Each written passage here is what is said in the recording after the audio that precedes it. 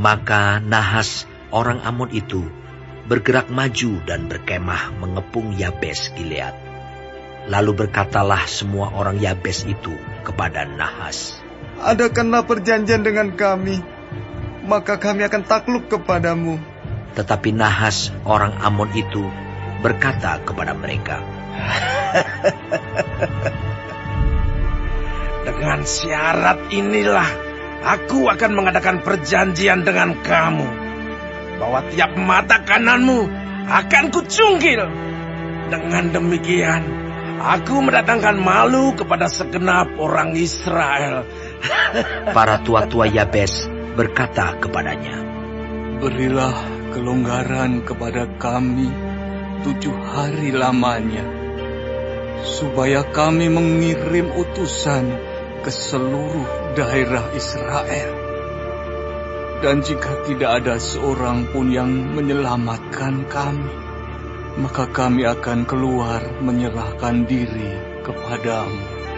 Ketika para utusan itu sampai di Gibea Saul dan menyampaikan hal itu kepada bangsa itu, menangislah bangsa itu dengan suara nyaring. Saul baru saja datang dari padang dengan berjalan di belakang lembunya, dan ia bertanya, "Ada apa dengan orang-orang itu, sehingga mereka menangis?" Mereka menceritakan kepadanya kabar orang-orang Yabes itu. Ketika Saul mendengar kabar itu, maka berkuasalah roh Allah atas dia, dan menyala-nyalalah amarahnya dengan sangat. Diambilnyalah sepasang lembu, dipotong-potongnya, lalu potongan-potongan itu dikirimkannya ke seluruh daerah Israel dengan perantaraan utusan.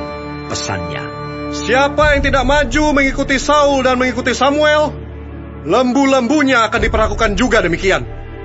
Lalu Tuhan mendatangkan ketakutan kepada bangsa itu, sehingga majulah mereka serentak. Ketika Saul memeriksa barisan mereka di Bezek, maka ada 300.000 orang Israel dan 30.000 orang Yehuda. Kepada para utusan yang datang itu dikatakan, "Beginilah kamu katakan kepada orang-orang Yabes Gilead, besok pada waktu panas teriknya matahari, akan datang bagimu penyelamatan." Ketika para utusan kembali dan memberitahukan hal itu kepada orang-orang Yabes, bersukacitalah mereka. Lalu orang-orang Yabes itu berkata kepada Nahas, "Besok kami akan keluar menyerahkan diri kepadamu. Maka bolehlah kamu lakukan terhadap kami apapun yang kamu pandang baik." Keesokan harinya, Saul membagi rakyat itu menjadi 3 pasukan. Mereka itu masuk ke tengah-tengah perkemahan musuh pada waktu kawal pagi dan memukul kalah orang-orang Amon sebelum hari panas. Dan terserak-seraklah orang-orang yang lolos itu, sehingga di antara mereka tidak ada tinggal 2 orang bersama-sama.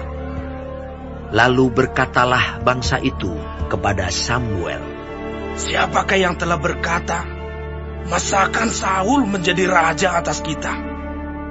Serahkanlah orang-orang itu, supaya kami membunuhnya."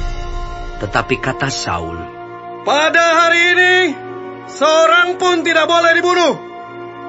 Sebab pada hari ini, Tuhan telah mewujudkan keselamatan kepada Israel." Dan Samuel berkata kepada bangsa itu, "Marilah kita pergi ke Gilgal dan membarui jabatan raja di sana." Lalu pergilah seluruh bangsa itu ke Gilgal dan menjadikan Saul raja di sana di hadapan Tuhan di Gilgal.